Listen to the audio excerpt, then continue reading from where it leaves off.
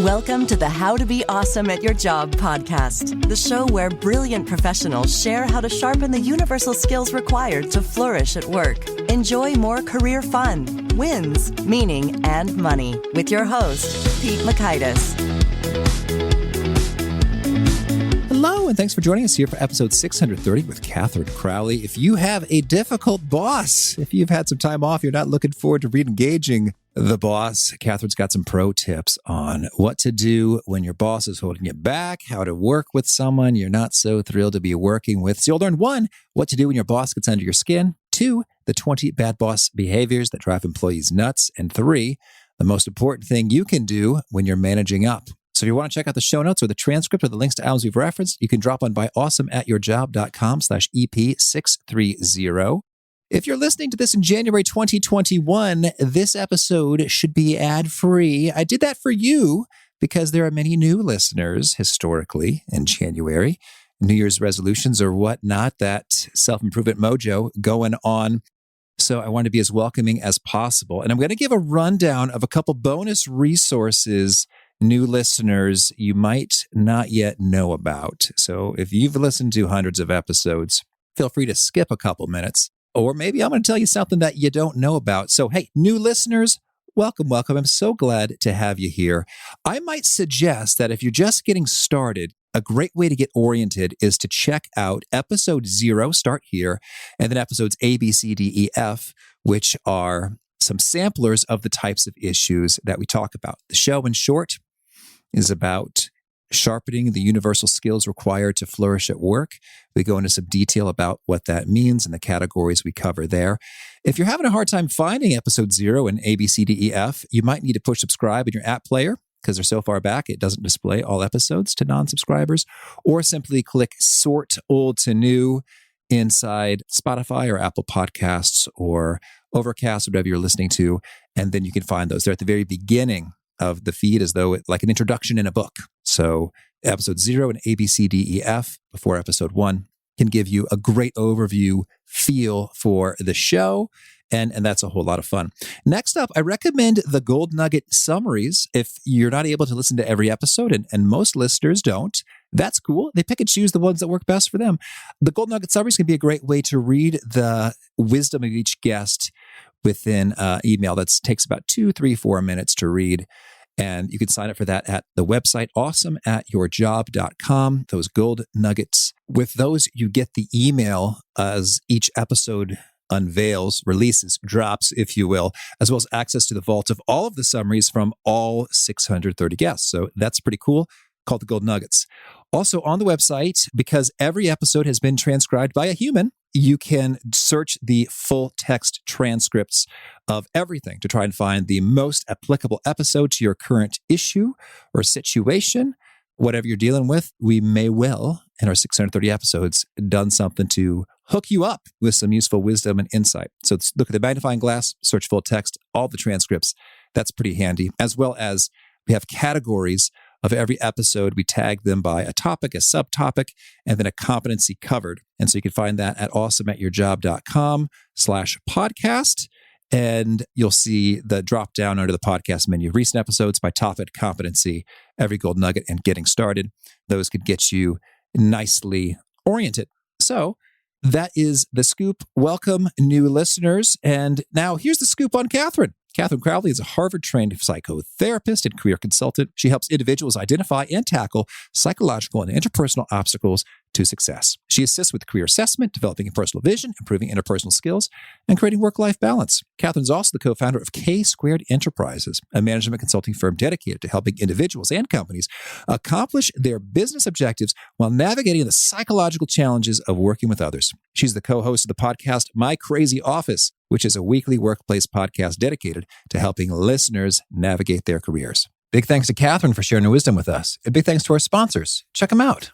One sponsor to check out is EarthBreeze. I recently saw a Netflix documentary that talks about all the plastic that we throw away and we try to recycle, but it doesn't really get recycled. So I've been trying to reduce my plastic, and the most wonderful way that I've been doing so has been skipping those gigantic laundry detergent bottles for EarthBreeze detergent sheets. Earth Breeze detergent comes in super convenient cardboard, plastic-free packaging, so it's much more eco-friendly than your normal detergent. And I love how portable and quick and easy they are, and I save a pretty reasonable amount of time skipping having to carefully pour and measure liquid detergent into the machine by just tossing a quick and easy sheet in there. I personally like their scent-free version, so check out Earth Breeze for an easy way to get clean clothes without the plastic waste and get 40% off with your subscription at earthbreeze.com/awesome. That's earthbreeze.com/awesome. One sponsored checkout is Bamboo HR. I love owning my own business, but I do not love doing government compliancy things. HR is hard, but Bamboo HR is easy. Bamboo HR is a powerful yet flexible all-in-one HR solution for your growing business. Wrangling benefits, onboarding, performance, recruiting, reporting, vacation time, trainings, oh my, can take hours. But with Bamboo HR, it can take mere minutes. Setting up a demo account is ridiculously easy. I didn't have to coordinate calendars to schedule a demo with a sales rep. Nope. I just created a sample account with sample data within 3 minutes of visiting their website, so I could immediately behold its vast capabilities. The software is genuinely beautiful in its breadth and simplicity. No wonder 34,000 companies trust Bamboo HR with their HR needs. So reclaim your time and check out the free demo at bamboohr.com/free demo. See for yourself all that Bamboo HR can do and how truly affordable it can be too. That's bamboohr.com/free demo. One more time, bamboohr.com/free demo. Now, here's Katherine. Katherine, thanks so much for joining us here on the How to Be Awesome at Your Job podcast. Hi, it's so fun to be with you. Well, I'm excited to dig into your wisdom. And you've also got your own podcast called My Crazy Office. Could you tell us perhaps one of the craziest office stories you've ever heard? Oh my gosh. Well, actually, interesting. One of my most strange experiences was when I was working for a business owner and she was running two businesses at the same time. And so my entire workday consisted of finding notes passed under the door of the office that I worked in her home and fulfilling whatever the task was that was required, having no idea what the output was, what the outcome of my work was actually creating, and rarely seeing her except once or twice every couple of weeks. So that was that's what we would call an absentee boss situation. But it was just so strange because I was living in this world where I didn't really fully understand what was going on.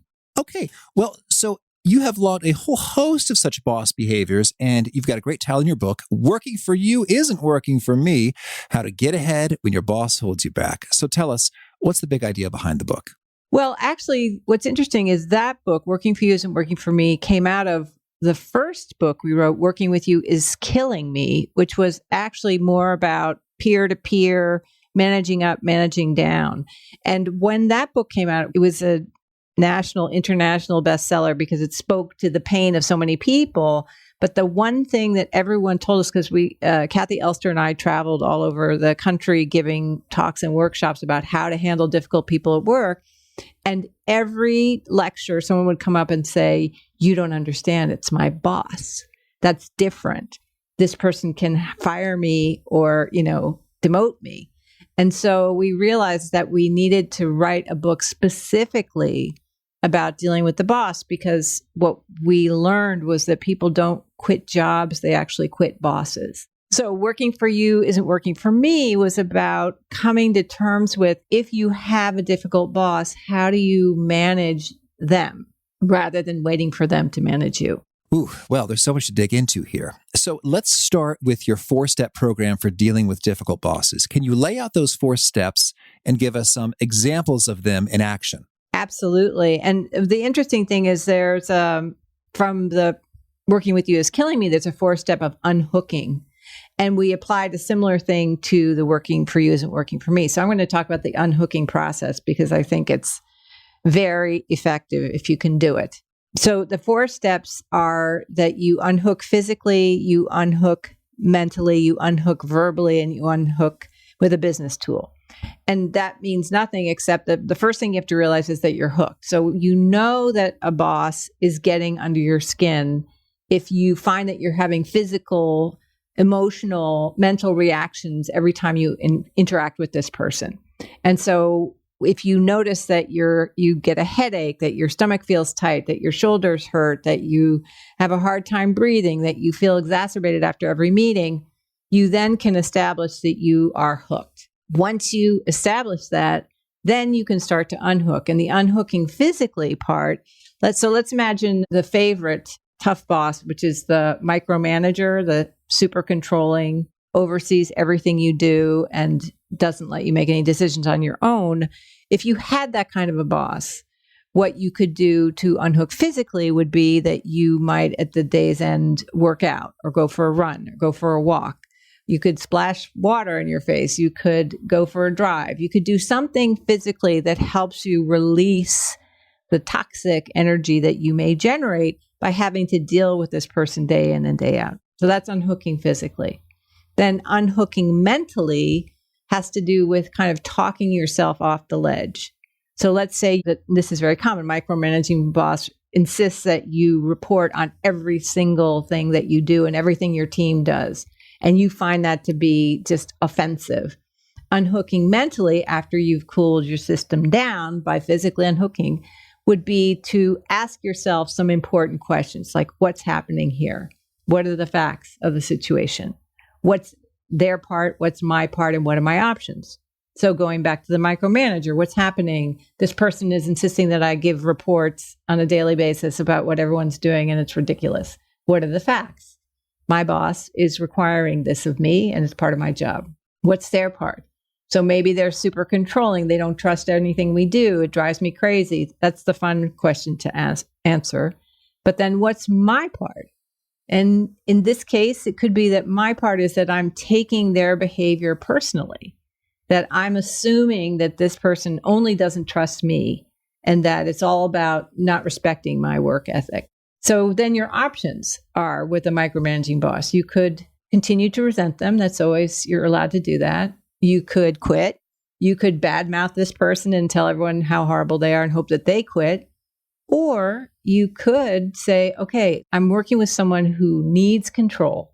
And so what would happen if I just follow their request and see if I can establish trust with this person?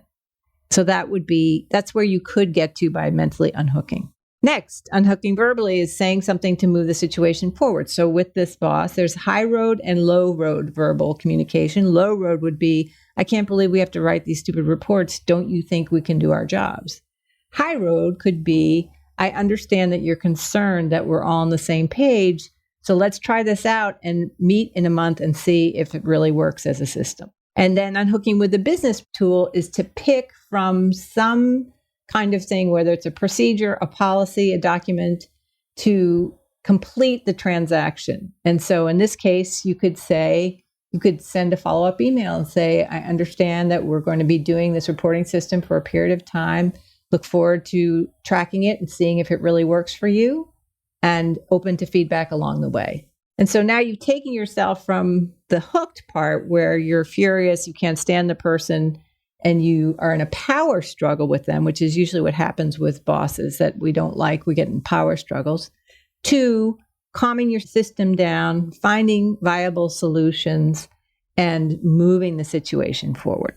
And so the business tool piece here, that was just sort of an email, or are there different business tools? Tell us, what do you mean by that? In this case, it's an email. So business tools, what we'd say about those is they're always with you. You know, they take the emotion out of a situation, because so often what happens with bosses and coworkers who drive us crazy is we take them personally, right? So business tools, anything that clarifies the parameters of your work situation. It could be a job description. It could be company policies.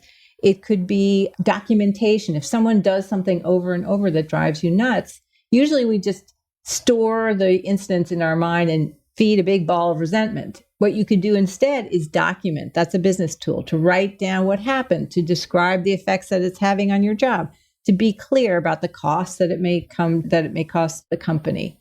So it's taking whatever the situation is and looking, what's the business tool I can apply here? Whether it's, let's say someone's a chronically late person. Well, there may be time policies having at your workplace that you could apply to the situation rather than feeling insulted by their tardiness. Okay, thank you. Well, so those are the 4 steps of unhooking there, and you've zeroed in on 20 of these behaviors that drive you bonkers. So I'd love to get a quick rundown of those if you could give us the cool 30-second-ish version list of all 20. But also, first, actually, I want to hear, you say that often these can even escape detection in the first place. So can you tell us a little bit about the detect side of things? Yeah, so detecting, that's a very good question. What usually happens is we start to feel irritated, we start to get angry, someone starts to really bother us, and then we get into a whole tailspin, emotional tailspin about what's happening. Detecting requires that I look up from my situation, try to figure out what is going on here. So, for example, if there's a kind of boss that we would call calculating confidant, if someone, and this is the kind of boss that would pull you in and, ask you a lot of personal questions and look like they want to get to know all about you, and then use that information against you later on down the road. Of course, when that happens, it feels horrible and like betrayal, and how could this person do that? But if you actually detect or figure out that I'm working with someone for whom this is their style, this is how they operate, then it gives you just a little distance so that you aren't just feeling manipulated and poorly treated by this individual. Okay. So does that make sense? Understood. Okay. So detected, in so doing, you would sort of give a label and some distance, and you would say, okay, this is not personal. They're not sticking it to me in particular. This is just sort of how they operate, and I don't like it. Right. Exactly. And if it's something like there are bosses who are chronically late, right? So if they're chronically late, to detect and understand that this is what they do. It's probably what they've done with every employee that they've ever worked with. Then it just gives you a little modicum, I think, of control that this is what I'm dealing with, not I'm doing something wrong and it's driving me crazy. Okay, well, can you give us the listing of these 20 bad boss behaviors? Because I'm sure we could talk for hours about them, but I want to hear the quick rundown, like we got this and this and this, so folks can recognize it in your telling. All right, so I'll just give you the list, and then you can see what you think. First of all, we have categories. So the first category is called the game players, head game players. And the top of that list is what we call the chronic critic. Then we have the rule changer, the yeller, and the underminer. Next category are the big shots and the mother superiors. Under that, we have I'm always right, you threaten me, grandiose, and control freak. Next category is called the line crossers. These are the people who have bad boundaries. So the first of those is love struck. Next is the calculating confidant that I mentioned before. The tell-all, the person who tells you more than you ever wanted to know about their life. And then the liar. Next category is ambivalent leaders. And this is always interesting, I think. The first is the sacred cow, which I'd be happy to describe in greater length. The checked out boss, also known as the absentee. The spineless, and the artful dodger, person you can never find in your hour of need. Then finally, we have what we call delicate circumstances. And that is the junior boss, someone who's younger than you, significantly younger than you. The former colleague who gets promoted above you. The unconscious discriminator, which is these days a very hot topic. And the persecutor. That's the cast of characters. Okay, well, thank you. I think it's really handy to have a sort of typology in terms of, okay, I recognize that. And we could talk about these 20 in depth, but maybe if you could zero in on maybe 1 or 2 or 3 of these that are both particularly demoralizing for people, as well as super prevalent. So there's both a high frequency and a high intensity of damage. So let's talk about those 3 in terms of how we deal with them. Yeah, I would be happy to. I mean, I actually want to start with the sacred cow, Pete, because this is one, what's interesting is this is a boss who will feel so frustrating, but they're often like nice people. You know what I mean? So a sacred cow is someone who's been in their position for a long time. They've climbed up the ladder of the office, whatever it is, the company, whatever it is. They usually are, the people at the top are loyal to this person because they were loyal to them. And they're now in a position where they probably don't have the competence really to do anything significant. So what they want to do is just toe the line, not make any ruffles, and just do a basic job, but not cause any problems. And so in this instance, the boss is the sacred cow. And a lot of people would say, ooh, maybe I don't want to cross them because they've historically been really good to me. And that's right. The sacred cow has friends usually at the top. They're protected in some way. And so what could happen is, let's say you're a very inventive or creative person and you get hired by this person. And as you're getting hired, they're saying to you, we really need innovation in this department, which may be true. But then once you get into the position, you experience that you are blocked at every step of the way. Any new ideas, they'll say, we've done that already, it won't work. They'll ignore your best thoughts about how to solve a problem. They will tell you that upper management doesn't want that kind of thing. So they'll do whatever they need to do to sort of put a road stop onto anything you're trying to accomplish. And for people who are real performers and who like to achieve and contribute, this kind of boss is deadly. Yeah. And so the thing with the sacred cow is that going back to detect and the 4 Ds, right? Detect, detach, depersonalize, deal. With the sacred cow, the first is to detect, like, okay, if you find out that someone has been there for many years and they're not going anywhere and you keep pushing up against this person, which is usually what happens when you're working for a sacred cow, you get in power struggles of constantly trying to push your ideas forward. Then you detect, I'm working for a sacred cow. They're not going to be comfortable with change. They're not going to want to do anything innovative. Then the detaching would be, okay, this is not about me, this is about them. And depersonalizing would be to say, all right, so this person is afraid of change, but maybe they need to look good. Sacred cow still wants to look good in whatever position they're in. And so then the deal, what can you do, would be to find out, and this is very hard if you've already pushed hard and been rejected and feel resentment, but the deal part would be to find out if there are any projects that the sacred cow is interested in, like things that they would love to accomplish if they had the ability, and get behind those ideas or try to make your ideas their ideas. So if you're willing to make the sacred cow look good, you may actually be able to make progress.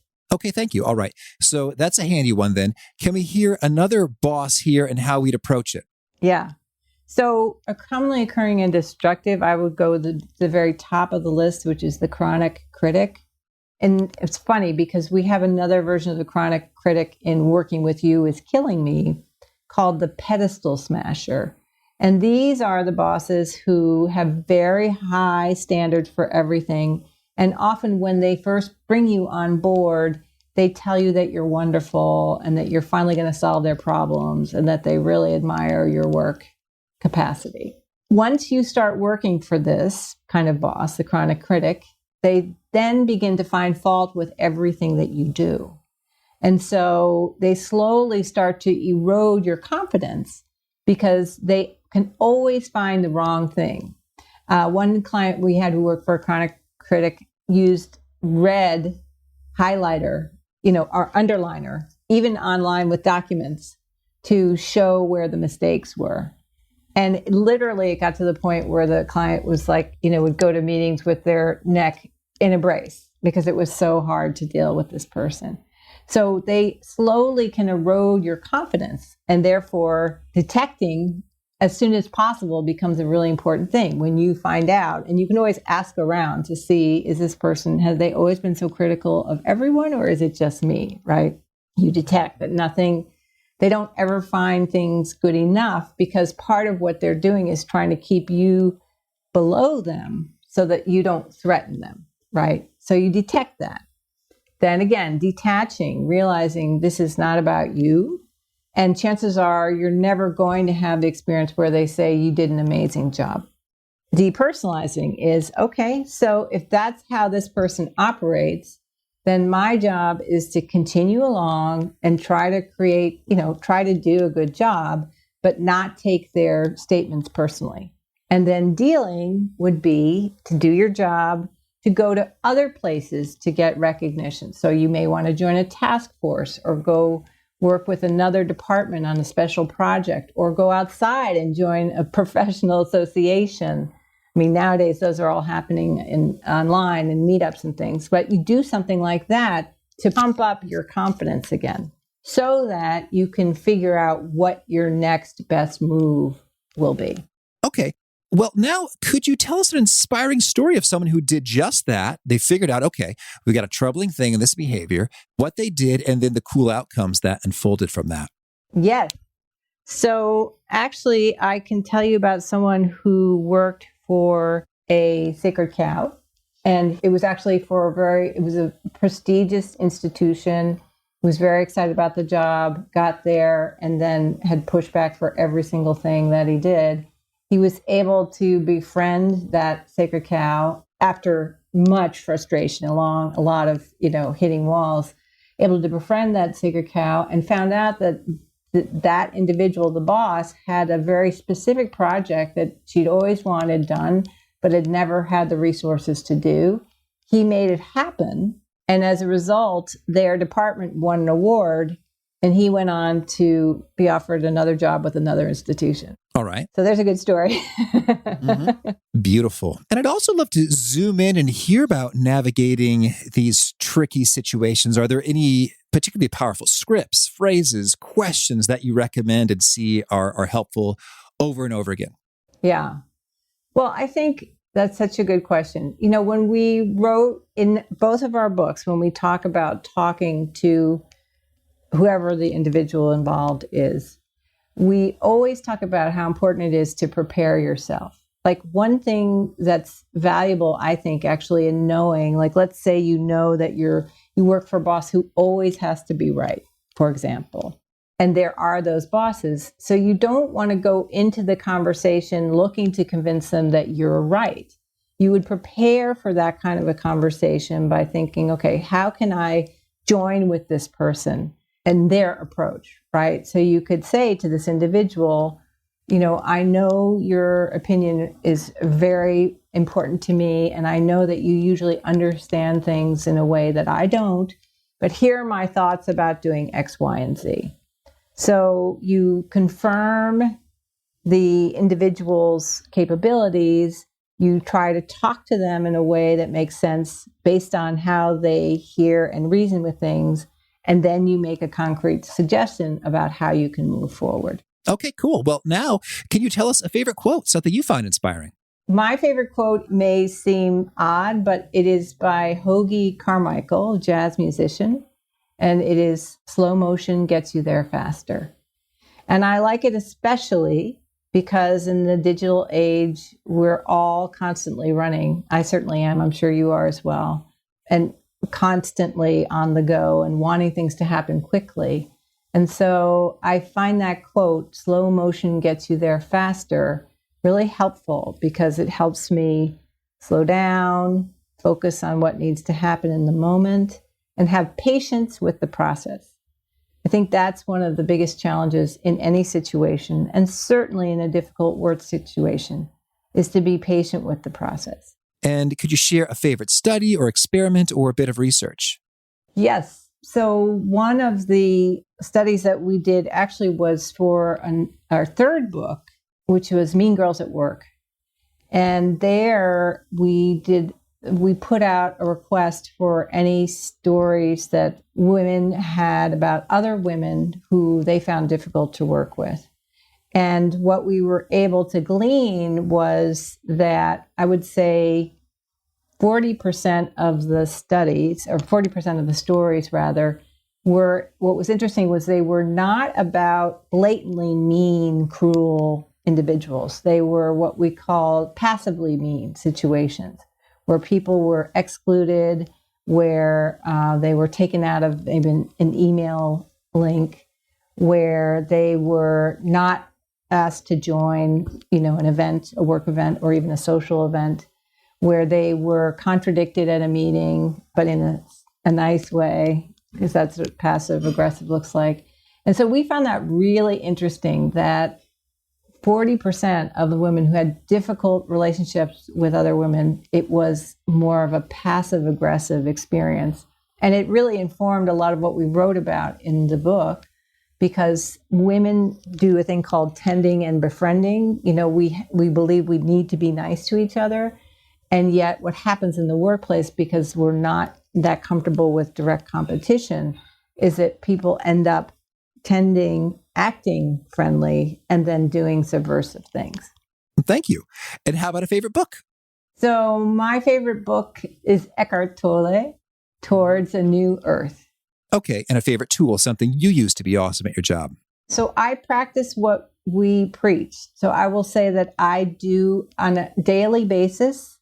Every morning I exercise and I write a list of what are my 3 top priorities. And at the end of every day, I also exercise again and I practice gratitude.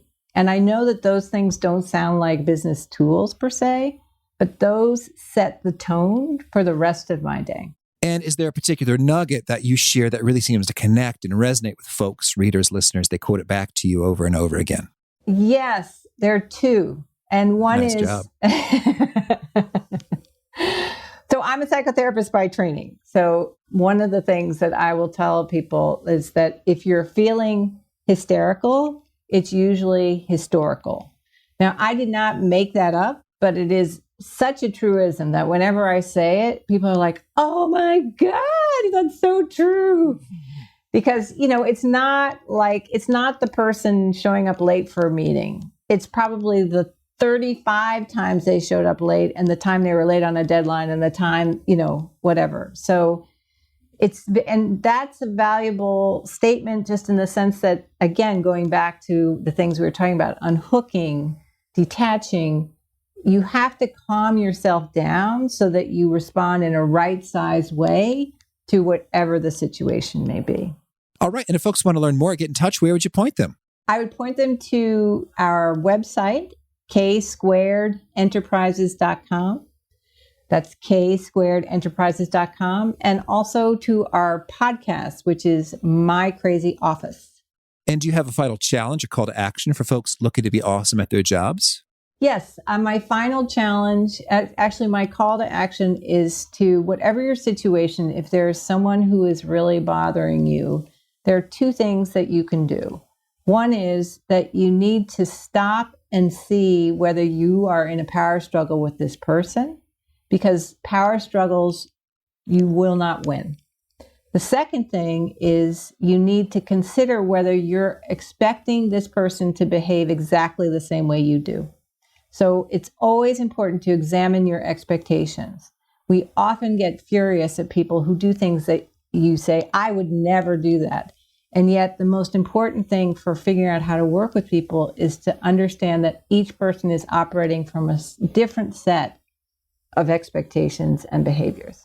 Well, Katherine, this has been a real treat. I wish you much luck and success and hope that working with people is working for you. Thank you. And talking with you has been lovely for me. I really love Katherine's 4 Ds there. Detect, detach, depersonalize, and deal. Because it's quite common that when you're in the grips of the emotional situation, you're not thinking any of these things. But with you systematically, planfully note, okay, I'm feeling something about this situation. Let's work through it. All right. What is it about my boss that's driving me crazy? Note, it isn't me, just kind of how they are. Understand what's causing the boss's behavior, and then create a plan. All right, given this is how it is, what am I going to do about it? Great stuff. Again, the show notes, the transcript, the links to items we've referenced are at awesomeatyourjob.com/EP630. I hope you push subscribe, and I look forward to catching you next time. Peace. Thanks for listening. To get the most out of the show, we recommend 2 key things. First, check out the extra resources at awesomeatyourjob.com. You can find this episode's transcript and links, as well as the perfect episode for your situation. You can search the full-text transcripts of hundreds of episodes or explore episodes tagged by topic and competency covered. Second, subscribe to the podcast and get future episodes automatically. You can subscribe by telling Siri and several other smartphones and speakers, subscribe to the How to Be Awesome at Your Job podcast, or by tapping subscribe in your podcast player of choice. If you'd like some extra help figuring out podcasts and how subscriptions work, visit awesomeatyourjob.com/subscribe for guidance. Hope to catch you on the next episode of How to Be Awesome at Your Job.